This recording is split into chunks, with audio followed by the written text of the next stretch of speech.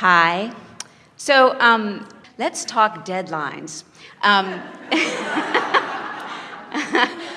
What's really interesting about the word deadline, think about what it means, and think about the flawed premise that people even approach that from, because when they speak of dead, they mean it's the end, there is no more, and there isn't even any deadline in dead, because you're eternal beings. In other words, the whole premise of a deadline is flawed. Okay, so I have a lot of those flawed premises that have manifested themselves. And I totally accept responsibility that the more I focus on them, the more of them I get, and the shorter they are, and the more impossible they are to meet. So that part of it I get, just stop focusing on it. And there seems to be, like if I was to say, deadlines are out of the vortex, I wouldn't even know what the in the vortex opposite of that is, like opposite ends of the stick. If there's deadlines on one end, what's on the other end? Well, let's talk about what a deadline in the way physical people mean it is anyway. So when you believe that, and a lot of people do, and it's accurate because they're observing life and this is the conclusion that they've come to.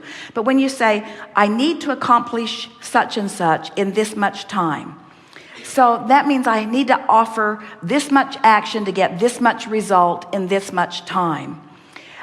They're almost always out of the vortex when they're doing it, and they're not utilizing the leverage that in the vortex would allow them. Now, we're going to get more detailed about this just to really make this point very clear. We played with it earlier today when we talked about if you don't take the time to get into the vortex, then everything about life is harder.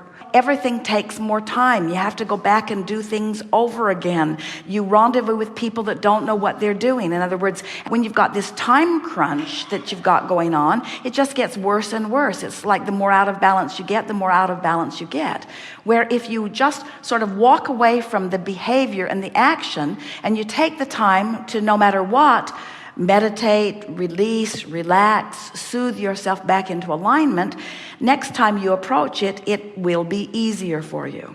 Now, there's another piece of this that we're sort of hovering around, and we want to bring it in because we haven't talked about it before in this detail, and it will be a good conversation to have. So most people who are approaching things in a deadline perspective are trying to accomplish an outcome with behavior or action. And what we were talking about earlier, you just can't manipulate it enough. You can't grab enough people. You can't make them do what they need to do. In other words, you just can't get there from there. Action isn't the answer. And yet almost everybody that even uses the word deadline is so completely action oriented that they're just fighting against themselves. People who work with deadlines, while they do accomplish things, it is still mediocre creation because they are just going about it the hard way. And even though they may get, by earth standards, some results, they've sacrificed their joy in the process and therefore have failed at the reason that they exist.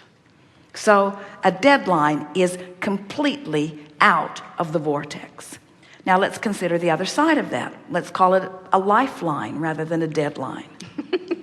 So what's a lifeline? Well, first of all, everything you want has already been arranged, and law of attraction has already assembled it. And so if you're reaching for alignment, now things can happen easily. In other words, Jerry said in the beginning, a lot of people were coming to him and saying, you need to have more people help you, or you need to find a way of letting people know about Abraham. And Jerry always said, I want to let this happen. I'm not going to try to make anything happen. And so that was just his philosophy. He didn't care if there were 5 of you or 10 of you or 20 of you was the magic number that made them break even, but he wasn't going to put any deadline pressure on anything. I'm just going to let this happen.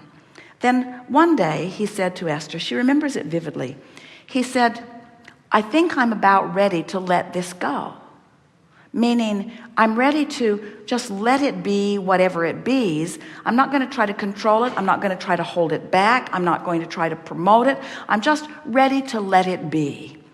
And those words were barely out of his mouth. Within 24 hours, people began contacting him Wayne Dyer called and said, I'm listening to the recordings. I'd like to meet with you. And when he did, if there's anything I can do, just let me know. And a stream of people, influential people who were already on this path, began offering their endorsement. And all Jerry had said was, I think I'm ready to begin to let this happen. And then Hay House, the publisher of all of these beautiful materials, called and said, we would like Abraham to write a book and we'll publish it. And then another and another. And the ease with which that unfolded is evidence of no deadline. It was evidence of lifeline. It was evidence of trusting the system of the law of attraction, and allowing it to do what it knows how to do. Everything that we're talking about is about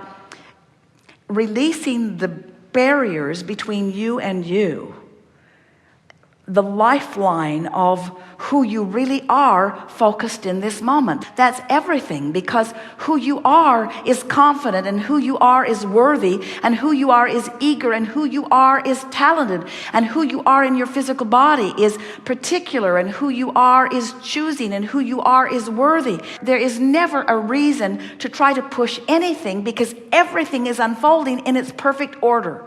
Everything is right on track. Everything is unfolding perfectly. So it's a matter of no longer trying to struggle it into place and deadline it into place and bang it into place and coerce it into place and demand it into place. It's a matter of letting it be, letting the goodness that you so deserve, that you've so set into motion, that you've so even recently contributed to magnificently, just let it be. Let it be. Someone should write a song. Let it be. Let the good times roll. Let the fun be.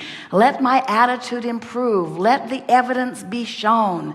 Let the world understand. Let me know right now. In other words, let who I really am be present in this moment. Let my eagerness be. Let my passion be.